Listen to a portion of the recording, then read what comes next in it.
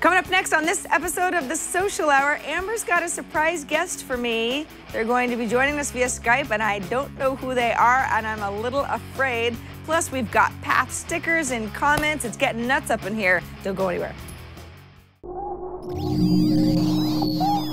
Netcasts you love. From people you trust. This is Twit.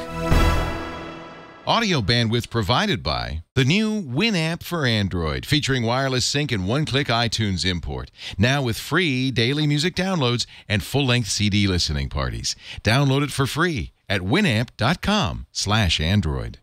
Bandwidth for the Social Hour is brought to you by CacheFly at CacheFly.com. This is The Social Hour with Sarah Lane and Amber MacArthur, episode 119, recorded Friday, July 12th, 2013. This episode of The Social Hour is brought to you by Social Media Solutions from SAP. If you're a social media manager at a large enterprise, gain insight and engage in social media with Social Media Solutions from SAP to improve your customer service and support experience. Take a guided tour at sap.com/twit. And by Audible.com. To download a free audiobook of your choice, go to audiblepodcast.com/social hour. Hello, everybody, and welcome to another fun-filled edition of The Social Hour from Twit World, headquarters in Petaluma, California. I'm Sarah Lane. And I'm Amber MacArthur in Toronto, Ontario, Canada.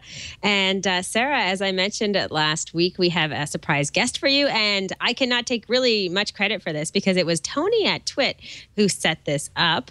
And we kind of worked together behind the scenes, but he did all of the really hard work. So are you ready if we introduce our surprise guest? I am ready. I'm a little freaked out because, you know, surprises are scary. But sure, yes, I am ready to unveil our surprise guest. All right, here we go. Oh, it's not me. That's Amber, not you me. look so good. Thank you. I'm here again. Surprise guest. We're gonna have a. Is it a cat? What? Take a look. Are you serious? Are you serious? Is this real? Yeah. Hi, Mike. Oh my God, it's Lil Bub. How did you? It's Tony, man. Tall Tony. So, Lil Bub owner, can you hear us? I'm so Yeah, I can hear you. embarrassed. Oh, hey. Oh Hi, my Mike. gosh. I'm Amber. Thanks for coming on the show. It's Lil Bub. Oh my God, I have to tweet about this right now. That's so cool. So, this is a bit of a surprise, as you can probably tell, Mike, for Sarah. And thanks for doing this and setting this up with Tony. And thanks for having Lil Bub on. And I will tell you that I was never a big cat fan. And I have to say, Sarah has shifted my mind over the weeks on the Social Hour because I know how much she loves cats, how excited she gets. It's love. And she didn't even believe it was real when you showed up. So, Mike, thanks for coming on the show. How are you doing? I'm doing great. Oh my gosh. Okay, so thank you so much for being on the show. I'm dying right now. Lil Bub. Always Bub. She's just so cute. She's such cute. Okay. All right. So how did this all happen? Tell me everything. Well, Tony just sent me an email, right, Mike? He sent you an email and... Yeah, he just said that that you're a big fan of Bub and asked if we'd be on the show, and I said, sure. Why not? Now, where are you right now? Well, we live in Bloomington, Indiana, and I'm in my recording studio, actually. Very cool.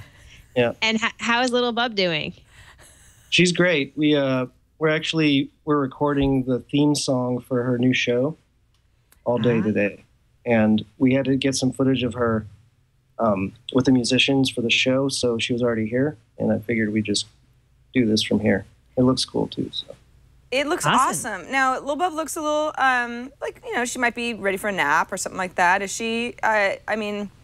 No, she's good. So I have 2 cats, and I know how cats can be. Now, Lil Bub is, as I have seen from little snippets of her documentary that I know quite a bit about, that she is she's a bit of a traveler. You know, like been on the subway and stuff like that. How does that work? Because she's a cat after all. Well, but she's a space cat. Exactly. I really think she must Alien be. cats. So the first time, our first trip was Good Morning America, like a year ago. And I agreed to do it and was very nervous, obviously. I have 4 other cats, and I would never dream of taking them anywhere. I had a feeling she'd be okay, but was still, concerned about how she'd react. And honestly, I was like blown away that she's like this everywhere we go. Totally calm. I've seen her get, nervous or about stuff, but it's pretty much exclusively around dogs and cats. But as far as being on planes, cars, trains, subways, in public, she's totally cool with it. Now, Lil Bub is a huge internet phenomenon. I am just one of many, many of her minions. Very successful on all the big networks like YouTube and Facebook, and there's like a Lil Bub and Friends spin-off Facebook group. I'm also part of that. There is? Yeah, oh yeah. Thousands strong of Lil Bub's friends. But I mean, for anybody who's certainly not heard me talk about her history that much, I mean, if you were to just sort of the short version of why Lil Bub is so special and unique, how would you explain that to people? Sure. Well, she's a rescue. She was found by my friend's mom in a tool shed. And the lady noticed right away that she was different. And the way she's different is, well, she's a dwarf. She has dwarfism. And she has extra toes on every paw. So she's polydactyl. She has an underdeveloped lower jaw. And her teeth never grew in. So that's why her tongue hangs out. She also has these pretty awesome eyes, really big eyes, and her body's really long, and so that's what makes her look so unique. So cute. Yeah, so she's a rescue cat, and part of her message is to adopt and spay and neuter your pets, and to she encourages people to adopt special needs pets, and she's a special needs pet in that, well, her mobility is not what it should be, and that's because of a bone disease that she has. But other than that, she's perfectly healthy, and I help her get around and stuff. And actually, she's been doing a lot better, so she's been like running and jumping lately, which is great. That's awesome. Now, the whole sort of like story behind Lil Bub obviously is that, yeah, she's from an alien planet, she's special, she's not like other cats. I mean, is that something that you thought, were you already really present on the internet enough to say, I could sort of make a meme out of this? Or how did that come about? So, yeah, we don't, I like to think that Bub's not part of the meme culture. I really don't know if there have been any real memes with her. A few people have made some, but for me, it's really about Bub. And I just posted pictures online because someone encouraged me. They saw pictures over and they said, you should start a blog. So all of this stuff was pretty new to me. Obviously, I had a Facebook, but Tumblr and Instagram, all that stuff was new, and it all happened organically. So I basically posted photos online, and people responded instantly. She had like a devoted cult following within a few weeks of strangers emailing me, and it was the messages I was getting. Like she really meant a lot to these people. Like messages like, "Bub, pictures of Bub are the only thing that get me through grad school," or I've been so sick or depressed, and Bub helps me with this every day. And so that's when I was like, I should just keep doing this, and kept posting photos. And it's been going on for over a year now. And it's everything that's happened from the book, from the TV show, the movie, it's all been organic. So I don't seek out any of these opportunities. They all just come to us. So basically all I do is the blog. And then when things happen and someone says, you want to write a book? I'm like, sure, we could write a book. And through all this, I involve my friends. So like everything we do, the videos, the book, all this, it's just me and my friends having fun, doing cool stuff with my cat. What do you think is one of the best things about what has happened so far with Lil Bub and the book and the TV show? What does it mean to you overall? Well, it all happened so fast and keeps happening so fast. It just keeps going. But it's sort of like this, I really enjoy it. It's work for me. I spend about 60 to 80 hours a week doing Bub stuff. But for one, it's like Bub is for once someone that's more important to me than myself, sort of like having a kid. And just the, how much joy she brings to people is really inspiring to me and makes me feel good about doing this. And we raise a lot of money for charity, and I get to travel a lot. I get to meet cool people, and it's just like an entirely positive experience. There's nothing about it that, people see Bub and they just fall in love, and everyone's in a good mood. And, the only stressful thing is taking care of her, and that's, she's getting better. So it's all good. Yeah, I mean, some people in our IRC chat room who are watching this live and of course have questions, who say things like, I mean, is it like, you mentioned book deal and Bub's got a TV show and there's a movie, and it's like, that sounds like, wow, this guy must be raking it in. Yeah, we're not raking it in. There's a lot of overhead the way I decided to do things. I've turned a lot of stuff down. I only do things that I feel are right. And so if we get a huge advance for a book, I'm going to spend every penny out of it making the best book I can for my cat. And like all our merchandise, we do have merchandise. We donate a really generous amount. We've donated far more than I have kept. And anything that I've kept up to this point has been used to pay the overhead on my recording studio, which I don't have time to run anymore. So I think, eventually it's a job for me now. And it'd be nice if I could, it would be sustainable, which I think it will be. And that would be nice, but that's not the reason I'm doing it, is to make money. And it's easy for people, we get people are like, oh, you're exploiting your cat. But really, the money goes towards her health. I take really good care of her. In fact, I get to spend way more time with her now than I did before. So we're not really raking it in, but obviously there's money coming in, and we just put it back into the whole Bub thing. Cool. And what about the TV show? Because that's a fairly recent thing that has happened, or I should say the web series. Can you talk a little bit about what we can expect with that? Sure. Yeah, we're really excited about it. It's been like the focus of my efforts the past month.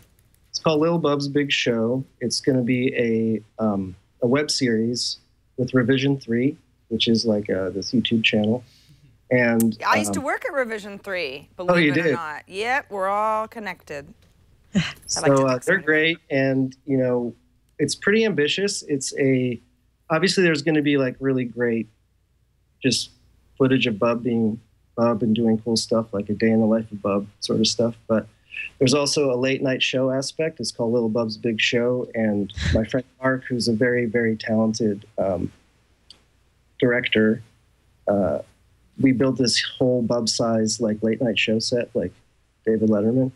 And there's like sweeping and so it's like Space Ghost style. She's gonna interview celebrities. We've got Whoopi Goldberg lined up, and my man in the music industry, Steve Albini, is gonna be interviewed, and some other really cool people. She's gonna interview like goldfish and guinea pigs and stuff. Can I ask an obvious question and say, how will we be able to scramble her alien voice so that the humans can understand her questions? Yeah, if you watch the birthday video we posted about 2 weeks ago, that's how it's going to be. So you're going to hear squeaks and squawks. Those are all real Bub sounds, and then there's subtitles underneath. So that's how it's. Oh my God, this is Amber. This is one of the nicest things you've ever done for me. Yes, I have to say. I have to thank Tony for coming up with the idea. He's like, what do you think? And I'm like, yes, definitely. This would be the best thing ever. So much fun. I can't believe it's Lil Bub on our show. I know. Our show. So, hey, just out of curiosity, I'm wondering what your family and friends who maybe aren't as, seeing you on a day-to-day basis, what do they think of all of this attention and what you're doing? What's their reaction to it? Well, my, really close friends, help me with it, like, my friend David designs all our merchandise, and he's a good friend. And then I've got my buddies who are Bubby sitters. They all think it's great, My parents, it's hard for them to wrap their heads around it a little bit, but they're very open-minded and think it's great. They were at the movie premiere in New York, which I was very nervous about, and they received it very well. But I don't have a lot of time really anymore to like hang out, but it's a little weird. I go out and people I don't know approach me to talk about my cat, which which is it's cool. It's a little weird. Well, you obviously love her very much, so it must be really nice to, I mean, get such an outpouring from, strange certainly, but a positive outpouring from strangers who say things like, I've been depressed and what you're doing has really helped me. I mean, there's probably no greater gift than something like that. Yeah, that's the best part. Very cool. Thanks so much for joining us. Maybe before we go, and I know Sarah's not going to let you go, so I'm going to have to be the one who ends the conversation. But could you tell us where people can see more of Lil Bub, the new web series, the book, all of those things? Just wrap it up for people if they want to follow the conversation. Yeah, of course. So the website's lilbub.com. There's a website for the book, which is lilbubslilbook.com. And there's a new video coming out soon for the book that I'm really excited about. And you can see that on her YouTube channel, which is youtube.com/lilbubbub. Lilbubbub. And she's got Instagram and all that stuff too. Bub, birthday. Yeah, Lil Bub, for anybody who's like, I don't know how social all of this is, had a Google Plus hangout for her birthday not long ago. So very social. Yes, yeah. It was participated by some internet friends. Veronica Belmont was one of them as well. So, well, this is quite a treat, Mike. Thank you so much for joining us. It was really awesome. I hope to meet you in person someday, and Lil Bub too, especially since you're working with our buddies over at Revision 3 these days. Look at Bub. So it's definitely a possibility. Oh, I love her. Very cool. Thanks for joining us. Thank you so much. Bye, Bub. Have a good, Thanks so much. Have a great weekend. Have a good weekend, Bub. Bye. Bye, Bub. Bye. Bye, Bub. I feel all of a sudden like very strange doing my Bub voice because, you know, Bub's dad is like, what a psycho. But that was the best surprise I've ever had. Is Tony there? Is he around? He's around here somewhere. Tony, you're awesome. I don't know how you did that. Yeah, he's pretty great. Tony actually has been floating around more than normal today. I was like, get out of here, Tony. Now I know why. What's going on? Yeah, now you know. There you go. He's got tricks Tony. up his sleeve. Oh, Lil Bub. I was like, what is that? Some sort of, what are they doing? Who is that? What the is best that? is Sarah when you said, is it real? Is that really? Or her, I should say. Is that real? Well, because I thought, oh, maybe it's some sort of like recorded message or something. Are they actually live? Well, my goodness. Let me control myself here. I had a Lil Bub. Lil Bub was on the social hour, everybody. My goodness. Very awesome. It's my internet crush. This is a big deal for me. And Amber, there are pictures. Yeah. Oh, wow. All right. Yeah, we had a little peanut gallery over here in Radford's office of people like watching me, watching Bub, you know. Like, I love it. Good stuff. Good stuff. Super fun. All right. Well, believe it or not, we actually do have the rest of the social hour to get to. So let's go ahead and take a moment to thank our sponsor, SAP, for sponsoring this episode. SAP, of course, is a social hour favorite because the two kind of go hand in hand. If you're a viewer or listener of the social hour and you work in social media for a large enterprise, you can keep up with the conversation as a brand that's happening in social media. People might be talking about your brand. People might be but happy with your brand. It's something that you want to be able to reach out to people for, or unhappy about something, or maybe have questions about a certain new product that you've rolled out, all sorts of stuff. This might be happening on Twitter or on someone's personal blog or as a review on various websites. And if you work at a large enterprise, you know it's hard to keep on top of that stuff sometimes. Social Media Solutions from SAP has you covered because they both listen to what's coming in about your brand and help you then engage with those people who have something to say. The listening component searches the social web in a smart way to know what's being said about your brand. It helps you better build products because it incorporates real-time customer feedback. It helps you identify customers who might be ready to buy what you are selling. It uses natural language processing to automatically know the difference between somebody saying, this app has never been good, I hate this app basically, or this app has never been so good, which of course means more like, I love this new update. It's a very important distinction, although the two posts on Twitter might look really similar. The engaging component is really the important part because it allows you to improve customer service and support, because it allows you to set rules about which messages to route to whom and who should deal with them. Activity on the social media stream, such as Twitter or Facebook or somebody's review, can lead to direct customer engagement because it can drive sales. You can solve your customers' problems, and you could respond to customer feedback lickety-split, and people will love you for it. If somebody posts a negative review, an agent can rapidly remedy that problem, and you end up with a happy customer. So, social media solutions from SAP gives you more than marketing by improving the customer service and support experience.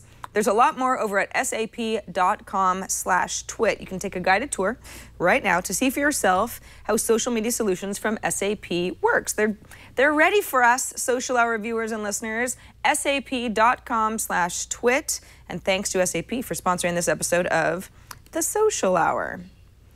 All right, Amber, we've got some stories, we've got some feedback, we've got spotlights, all sorts of good stuff. I thought we'd actually start with a story that comes to us from GigaOM that's about the website and e-commerce site, The Fancy, at fancy.com, although The Fancy will take you there as well, which GigaOM calls Pinterest rival, that has gotten quite an influx of cash, $53 million from Will Smith, obviously American actor and celebrity, American Express. The company is now valued at $600 million. And I've talked about The Fancy in the past. They have a pretty good iPad app. I've covered that on iPad Today. We may have even mentioned it on the Social Hour in the past, Amber, but I guess I never really thought of The Fancy as a Pinterest rival. So I thought, gosh, maybe it's a good idea to take a look at it again and see how things have changed. I do think that for the most part, this is all stuff for sale. At least what's featured at The Fancy. It's kind of cool stuff. It reminds me a lot of Cool Hunting, what you might see definitely. Certainly in that section. Have you spent much time here? I haven't spent too much time. I'm somewhat familiar with them, but I'd say that there's a ton of cool stuff here, and I think it's a really neat idea for sure. Yeah, it's interesting. What I went ahead and well, I was about to say pinned, just if you think of it in Pinterest terms. If you like, for example, I'm sort of looking at a housewares section. Bliss down-filled chair, it's $1,000. Well, that's kind of expensive for a chair, but it sure looks nice. I could say something like, yes, I fancy it. At that point, I can add it to a list. I can add it to my, where's my home list? Oh, here, it's already in my home list, here. Add it to my home list. I could create a new list. I can say that I want it. I inadvertently posted a couple of fancy items to Twitter because it had automatically connected to my Twitter account earlier today, and it kind of ended up seeming like Twitter spam, so wasn't too crazy about that. But it is quite Pinteresty, Amber, to the point where I wonder, gosh, what's really the big difference here, and why would I hang out at The Fancy rather than Pinterest? I guess The Fancy is a little bit more of stuff that you like and want for yourself, and Pinterest might be a little bit more inspiration-based? Yeah, I mean, maybe things that you're not necessarily going to end up purchasing, and I think that's probably the best way to describe it. It really is a social commerce site, so the idea that you can come here and find interesting things that have been curated. And Sarah, I have to apologize because I keep coughing, so hold on one sec. Oh, it's okay. I will continue to show us a little bit more about how The Fancy works. So again, I'm in the housewares section. If I want to look at more curated gift offerings, for example, the Fancy Box. Okay, well, let's go ahead and click on that. What's the Fancy Box? Obviously, the people behind the scenes are not just letting, although you can submit items to The Fancy, which is nice. There are sort of curated efforts. Wonderful things from Fancy delivered to your door each month. Aha, okay, this is interesting. So it's not just a online commerce solution. This is actually, there's a category of Fancy items that you can actually get delivered to you. Kind of almost reminds me of like a Foodsy type of a thing from back in the day, which was also a monthly service that you put together and get kind of interesting food.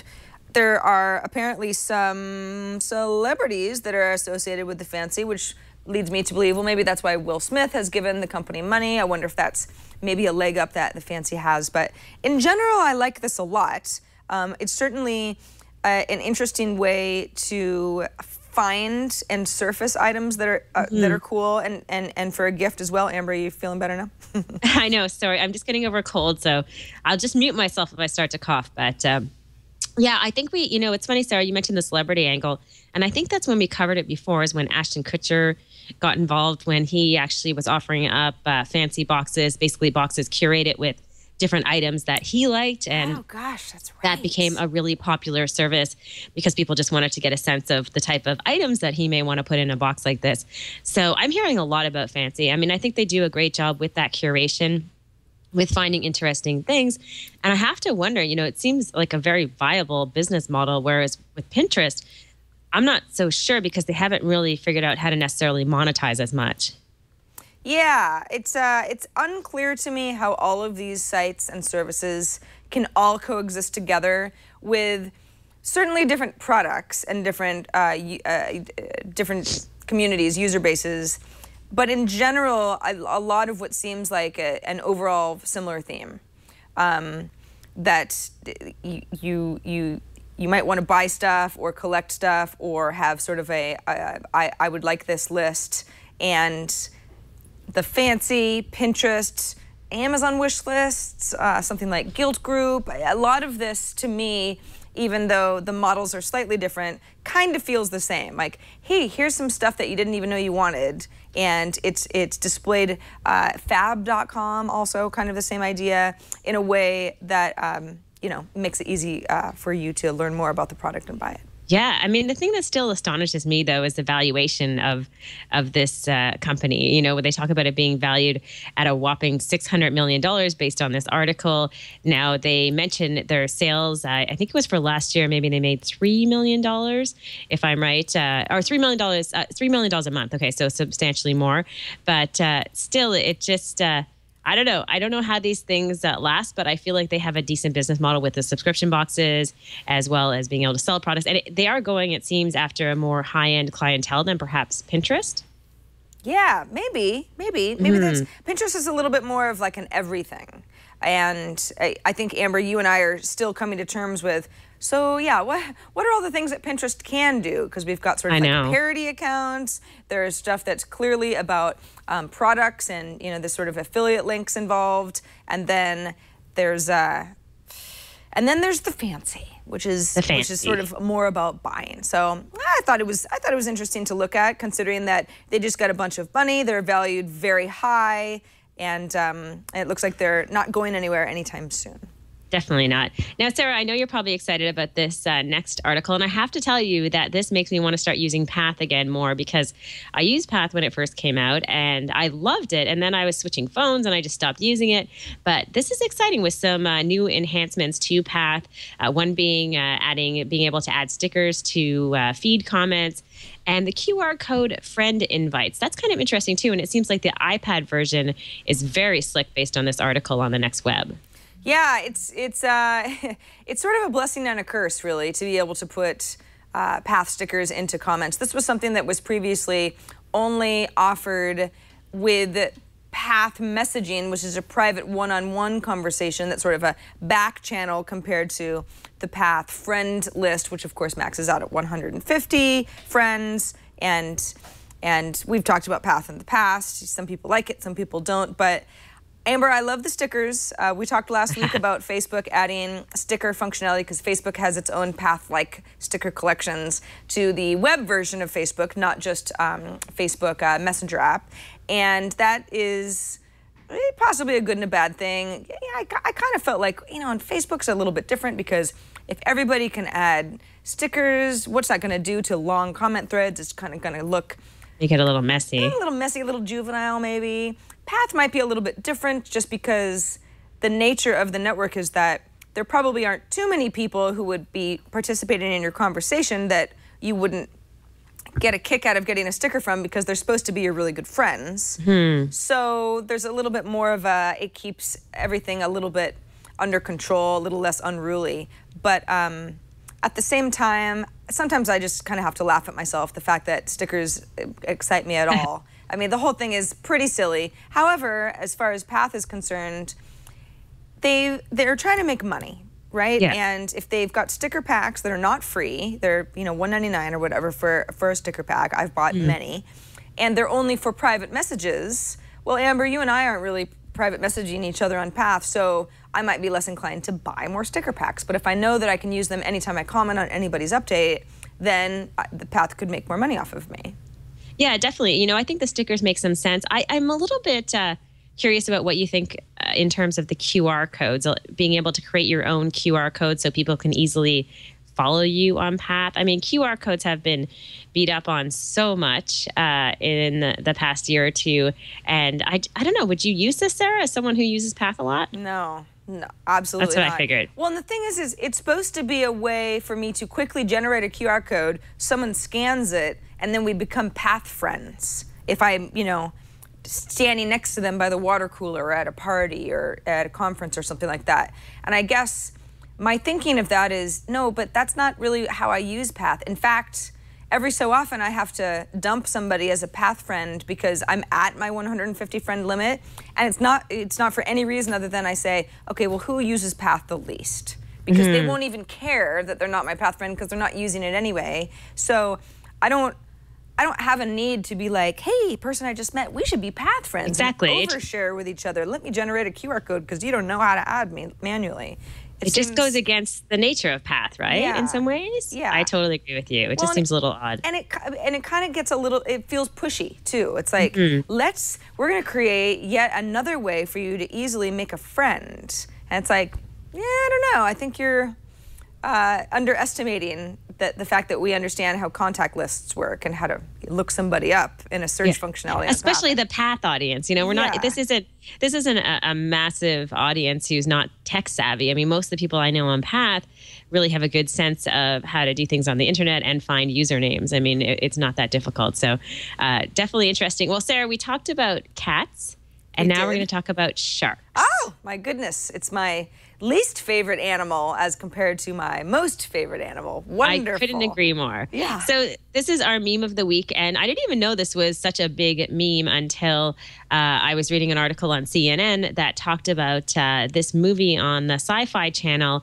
and it's called Sharknado, and it's really just a tornado of sharks, believe it or not, and it generated a ton of buzz and a ton of tweets. And there are some massive numbers, in fact, as far as how many people have been talking about Sharknado, kind of poking fun at the movie, but nonetheless, it's generated a lot of buzz for the movie as well. Yeah, in fact, Amber, before I even knew that this was a movie or anything, I was seeing friends of mine post like hashtag Sharknado sort of jokes on Twitter.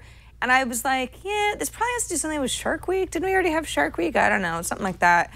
But I was seeing the references online before I even knew what the context was from all sorts of people, which was odd. It's so funny. The CNN clip that we're looking at that shows Sharknado is Michaela Pereira, who used to work with me at Tech TV. It's kind of funny to see her on CNN now. It's like, yay, we really are all connected. Who's also Canadian, Sarah. Who's also Canadian. That's right. She's from Vancouver, I think, right? Yeah. That's yay! Everyone's connected, not Canadian. But yes. So this reminds me, Amber, of Snakes on a Plane. That's exactly what it reminds me of. I remember when Snakes on a Plane came out. Gosh, what was it, like 2005 or something like that? And there was all this talk about how horribly bad the movie was, and therefore it was great because it was so bad it was good. I'm getting the sense that Sharknado is the same sort of genre here. Yeah, it feels a lot like that. And I'm just looking at some of the stats from this BuzzFeed article that mentioned that there were 5,000 tweets per minute and 387,000 social media mentions of Sharknado. I think this was just starting last night, and the peak of this was at 11 p.m. last night. So the creators of this movie are obviously loving the buzz. They're loving the attention. It just kind of begs the question that even if you create content that really isn't maybe that great and compelling to a mass audience, if it has some weird meme-like appeal to it almost, can it become a success? And in this case, the answer is yes. It seems like the producers of the movie are thrilled. They're thinking of running it, having another run again later this summer and playing it again. And I'm sure they'll build on the attention that they've gotten from this. Yeah, absolutely. Sharknado. Sharknado. Watch out, Sarah. Watch out. So it's just like a tornado in the ocean that spews sharks onto land. Yeah. Then totally possible. Yeah, I mean, I'm going to have nightmares now about that. Sounds awful. Sharknado, it's the new Twitter sensation. Well, I suppose we'll probably be able to look forward to some sort of a sequel. Unfortunately, yes. Sharknado, rises again or something like that. I don't know. It'll never stop. Sharknado, yeah. For a good time, type in # Sharknado on Twitter search and go nuts. Yeah, All right, there's a lot of stuff. Let's move on to our spotlight of the week. This is a bit of a disconcerting spotlight about facelifts being advertised on Facebook. This is kind of, it's an article on Mashable, and the gist of it is Facebook facelifts. So it turns out that there is a plastic surgeon who is based in India who's well known in terms of giving people Facebook facelifts. A lot of demand over there, and probably not just there, and other places around the world where people want to look good on Facebook. And so they're willing to go under the knife and get everything from laser treatment to chin augmentation and these other procedures to, in this case, increase their chances at finding a partner in life. And they're trying to make their Facebook profile pictures look better. And all I'm thinking, Sarah, I mean, I think this is terrible in many, many ways. And I'm thinking, Photoshop. You think so? Photoshop. Well, I mean, no, why don't you just use Photoshop? I mean, you shouldn't, but if you're... Oh, I see what you're saying. You know what I mean? Like, yes. Are you really going to go that far for a photo? Like, I just, it's mind-boggling. Well, I mean, the thing is it seems like this story is centered around some users in India specifically. And now, in India, there's quite a bit of... arranged marriages that are still happening, or people who are looking for a mate that might be a little bit less conventional than falling in love and meeting organically type of a thing. It's this woman was who they're showing, and the people who are watching the video version of the show was talking about how it's important that you look good, because this might be actually someone's first impression of you who might end up being your partner in life. So in that sense, it's really important to have the best pictures possible, not just like stupid pictures that were taken of you at a party type thing. But in order to get plastic surgery for those photos, that's a whole nother thing, because that's not really about Facebook anymore. That's about augmenting your appearance because you have insecurity issues. Yeah, I mean, I think it's one of those things where it's not necessarily a good trend, and I think there are lots of people who go and take pictures and then they tweak them using filters and editing, whatever it might be, to look better on Facebook. And then in person, maybe they just don't look that good. But that's a trend that, many people are doing, which is a lot less expensive than going under the knife. Yeah, I think everyone should just, be ourselves. Yes. Maybe it's because I've looked at too many OkCupid profiles where I'm like, that's a pretty handsome guy. And then... not the same in real life. No. A little misleading, right? A little misleading. Don't want them to go under the knife, though. No. I just think that we should all be a little bit more comfortable with how Stop using your high school photos. That's right, yes. You're a lot older than that now, sir. That's not what I'm looking for anyway. Okay, let's get into some of our viewer feedback. We got a message from Melissa. She works as a digital content manager at Western University. She says, in the last week, one of our work Twitter accounts was duplicated. That account is now deleted. But then also one of my personal accounts was duplicated to it's not even worth it to say the Twitter name of the copied account, but she says they copied our display name, bio text, website, and picture. Both duplicate accounts were putting out random junk that didn't even make sense.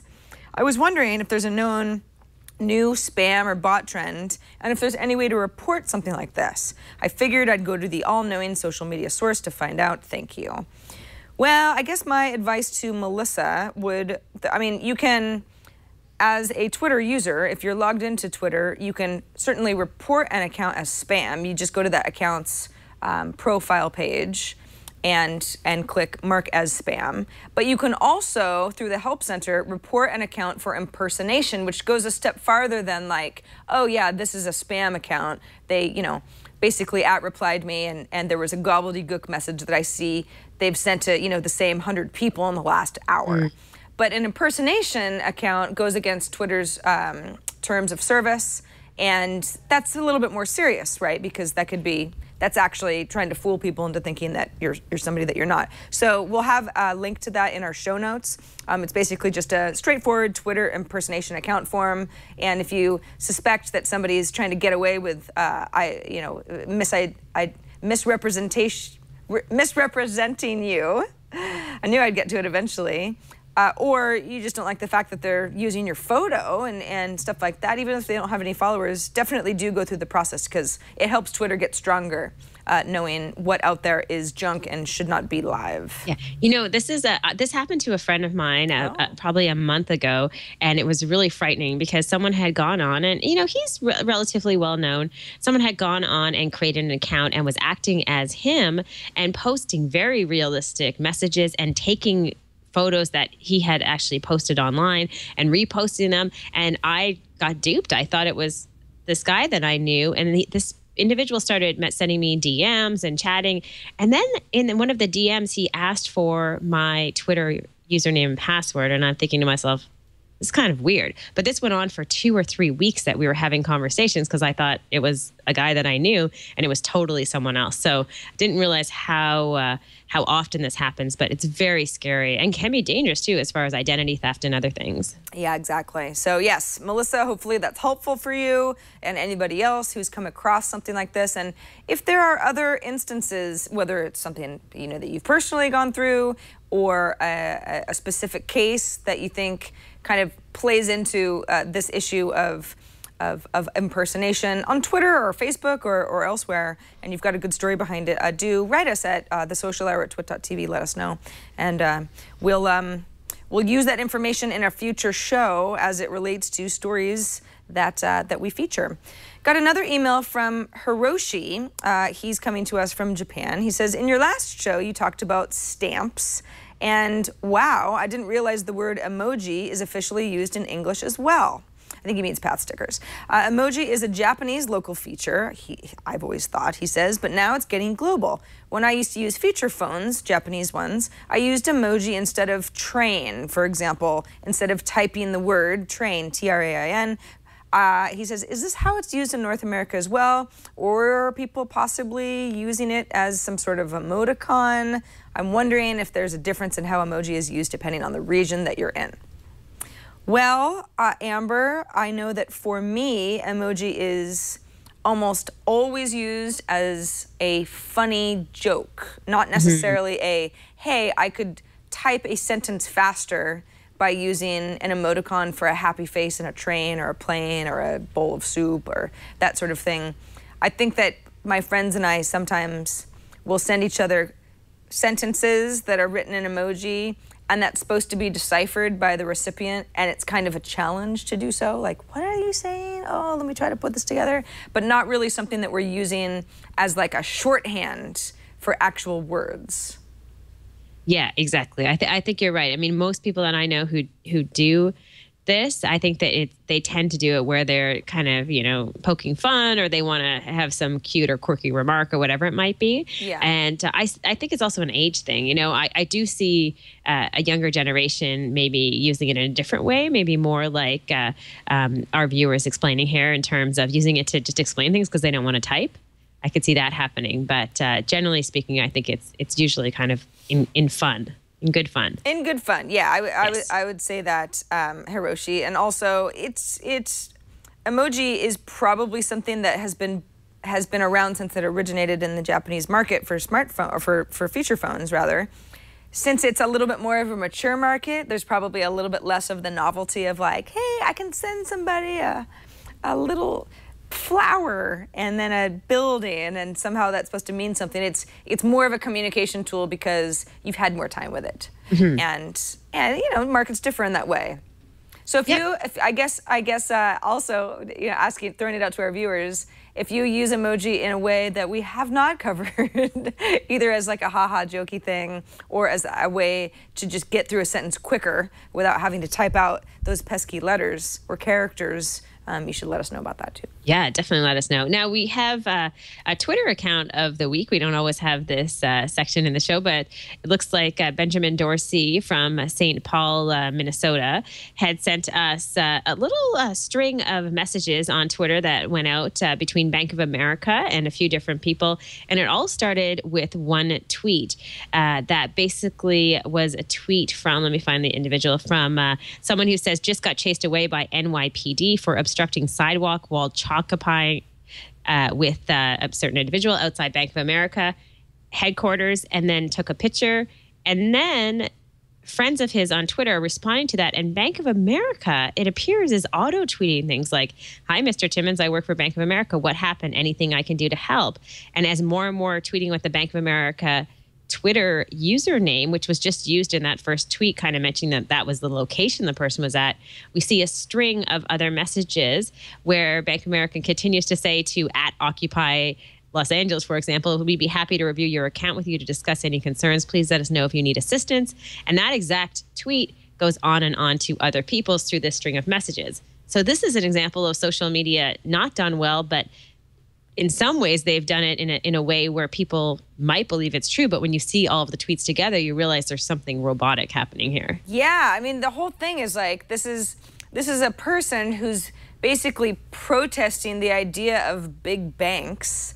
Yes. And tweets something, ends up mentioning Bank of America. This sort of spurs a automated, hi, how can I help you? I am from Bank of America, tweet back. Other people jump on board, making fun of the fact that Bank of America is basically using these bot responders, which I've suspected. Sometimes I've gotten these responses, not from B of A, but other companies that, you know, I've called out in the past where it's like, boy, somebody was on that really quickly. It almost seems too human to be true. Too human, yeah. Yeah. And sure enough, it's like, this is clearly not the same person, and not even a person at all, because if it actually was a person that was paying attention, they would understand the context that, no, these people aren't actually looking for somebody from Bank of America to reach out and help them with like their, you know, forgotten password type of a thing to get into their online banking. These are people who are against the concept of Bank of America altogether. So this is certainly not the way to go about it. It's interesting, it's a verified account, BofA_help.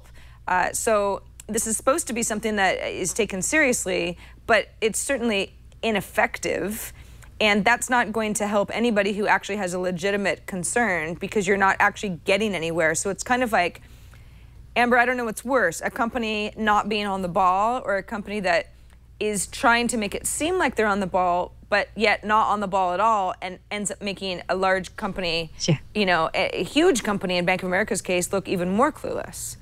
Yeah, I mean, I think the lesson here for everybody is just to be careful how much you automate in the social media space. And generally speaking, automation doesn't work well on Twitter, especially with responses like this. You know, people want to have that human touch. And when you lose that, I think that this does more harm in some ways to the Bank of America brand. So I think they're trying, and maybe someone thought this was a good solution, but here's a perfect example of how it blew up in their face. So you try to take shortcuts in social media, I think, to be able to get around things like this. And it never works, Sarah. I mean, every week we have examples of big brands who have gone wrong because they've tried to take a shortcut or do something that really did not show the best of their humanness. Yes. I can say it that way. Twitter account of the week, Bank of America help, strikes again. You know, you'd think the big companies would learn, but they have one day yet a lot of learning to do.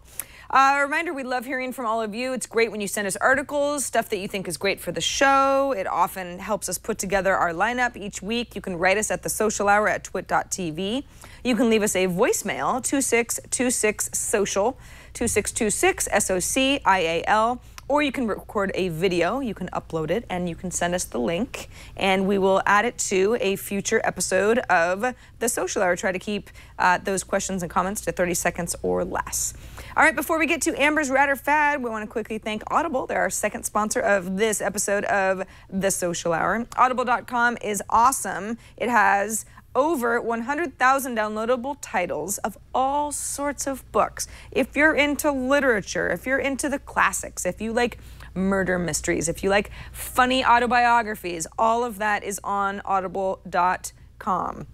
What you do, you just go to audiblepodcast.com/social hour. You can, oh look, they updated their website a little bit. You can read a little bit more about how it works, some of the plans. If you're interested in putting together like a 2-book-a-month type of plan, I think that's called the Gold membership. I know Leo loves that. He feels like 2 books a month is perfect. It's just enough that he can realistically get through this. Quite a few books. This might, there might be a stack of books maybe on your nightstand that you're not reading, or just, you've written down as like, oh, I heard this book was really good. I should really read it. And you continue to not read it. We've all been there. I'm absolutely guilty of this. There were years that went by that I didn't read any novels because I simply ran out of time. And Audible has actually worked out really well because when I'm trapped somewhere, like when I'm in my car for long periods of time, I commute a lot, or I like to go on nice long walks and I sort of want to, I don't know, escape a little bit. Or maybe I'm grocery shopping, or in other words, I've got my headphones on and I can listen to books. I can feel like I get through a lot of them, and it keeps me up to date, keeps my brain feeling fresh. And there's something really fun about getting a book read to you, sometimes by the author, by somebody who has really soothing voice, and sometimes it's the last thing I do at night. Audible is great. audiblepodcast.com/social hour, and we've got a little bit of a gift for you. If you want to download a free audiobook and just give Audible a whirl, we will let you do so, and you get to choose the book. We're not telling you which book to read because we don't really care. I mean, everybody's got different tastes, and that's fine. Go to audiblepodcast.com/social hour, get a free book, download it. It's free, yours to keep, and try Audible out. And if you like it, you can sign up for a plan, and that book is yours to keep even if you don't sign up for a plan. So it's just like our little gift to you. Give Audible a try, and we thank Audible for sponsoring this episode of The Social Hour. Again, audiblepodcast.com/social hour. All right. All right, Amber, what's our Ratter Fad this week? Okay, so this is from Germany, and we've talked about 3D printing on the show before. I think we've even talked about perhaps getting your face 3D printed in the past, which takes a long time. Well, this new 3D photo booth basically scans your entire body, and it does it very quickly, just like taking a photo. So it's that quick, happens in the blink of an eye. So you would stand in the little booth, or you could put your pet in a little booth, and they would essentially snap a picture, and then you could get a tiny little statuette of your pet, or maybe of yourself, actually, Sarah. And that's where things get kind of interesting. There are 7 different size options, going from 15 centimeters and get up to 35 centimeters. That gets quite expensive if you want a larger version of yourself to put on your desk or something weird like that. But it seems as though 3D printing is getting better and faster, and this could be coming to a shopping mall near you. Who knows? Oh, my goodness. I don't think I'd want one of myself, that's for sure. But I like the idea of having little 3D printed Lil Bubs. I know. I think with pets, it's actually kind of cute. Yeah. 15 centimeters. Okay, so that's pretty darn small. Yes. They look really good, though. Yes. I mean, that's one of the things the article says. It's very, very accurate. Wow. It's creepy, but kind of cool. It's creepy, all right. Well, I wonder, and do we know anything about the prices? Yes, it has the prices. Hold on one second. I know that the prices are listed there as well. And this is the weird thing, Sarah. I have the same reactions. Like, I don't think I would want to have one of these of myself. But if I were there in front of that photo booth and someone offered it up, I would totally do it. That looks like a real guy. I know. I mean, it's look amazing. at the hair and the clothes and everything. It's pretty cool. I think I want this. Yeah. So the prices range from $290 to $1,680. So it's not cheap. Oh. This is quite a novelty gift for the rich person who has everything, isn't it? It is. Yeah. Actually, this is from the Cool Hunter. You mentioned the site before. Oh, yeah. This article, yeah. I love it. These are really cool. It's kind of rad, I think. Collect them all. I guess it's like you never have to stop. You can just collect your whole family. Collect your whole family and friends and others. Yeah, you can have your little celebrity like fireplace mantle of your 3D printed people. Have them I think fight for each other. weddings. Imagine for I mean, oh, weddings. Yeah, weddings would be interesting for the couple. You know, Yeah, I can imagine a couple do. Yes. Yeah, that's cool. I think this That is would be very fun. rad. It's super rad. I mean, I think honestly, Amber, everything about 3D printing is rad. Although, I agree. yeah, certainly there are certain things that you go like, ooh, gosh, anybody can print a gun? Well, that's a little scary. Maybe there should be some regulation. But, or at least that's what I think anyway. But in general, I think that 3D printing is super exciting. It obviously really changes the landscape for the idea of, ordering parts and things being expensive and being able to cobble things together or replace something. We had a story on TNT yesterday, I think it was, about being able to 3D print an item using, it almost looks like mercury. It's like hot metallic goo in order to create something. I mean, it's early days of 3D printing, but it's pretty exciting.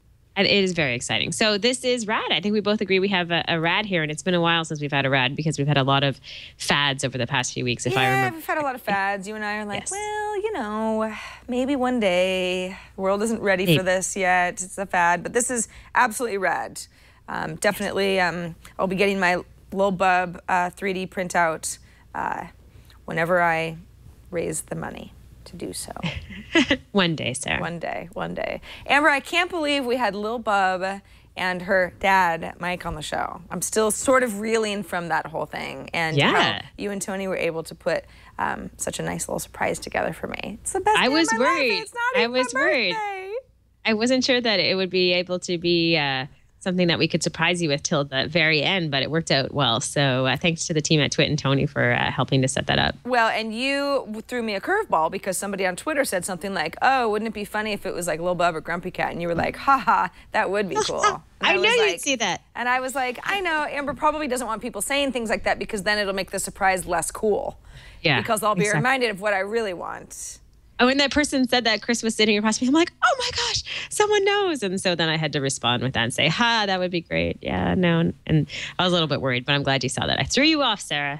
I was like, is it going to be Leo or something? I mean, Surprise, Leo's on the show. Someone from your past, remember? But no, that was awesome. I'm going into my weekend smiling from ear to ear. And hopefully, Lil Bub's dad, Mike, doesn't think I'm too much of a psycho because I did say on a previous show that I thought he was really cute. And then there he was, and there was Bub, and I almost couldn't contain myself. So there was that. Yeah. Okay. Yeah. Good thing he's all the way in Indiana and far away from crazy cat lady in California. I'll try to smooth things over. All right, cool. Thanks so much for everybody for watching and listening to this episode of The Social Hour. Amber and I will be back next week for all of you who watch and listen live. Thanks for doing so. It's Fridays, 4 p.m. Eastern, 1 p.m. Pacific. It's a lot of fun. You can come in, you can chat with like-minded individuals in our chat room. Of course, you can watch us on demand as well. twit.tv/TSH is our show website. All of our show archives are there. All of the links to subscribe to the show. It's good times all around. Thanks, everybody, for watching. We will see you next week. Amber, anything good with you coming up until then? Not too much. Just looking forward to a beautiful weekend here in Toronto. Lots of sunshine and lots of stuff to do around the house. I don't know what that was. That was Leo's mic is live in his his office. Yes, it was. It was me. Oh, it was Brian. All right. Okay. Leo's shouting in there. It wasn't me. Don't blame me yet. Yeah, it was Brian. Brian hit his little. It's like his little. I don't even know what you call that thing. It's his mic arm. Yeah, his mic arm. They're kind of squeaky. Yeah, there you go. All good. It was a nice sound effect for my weekend that was sounding kind of boring. So thank you for spicing it up a little bit. Yeah, absolutely. Amber, I hope you feel better, by the way. Thanks for not having too many coughing fits. Hopefully it wasn't too hard to suppress it. It's all good. Just had one. So happy that Lil Bub got on the show, and hopefully we'll have a fun one next week too, Sarah. All right. Bye-bye, everybody. See you next week. See you soon.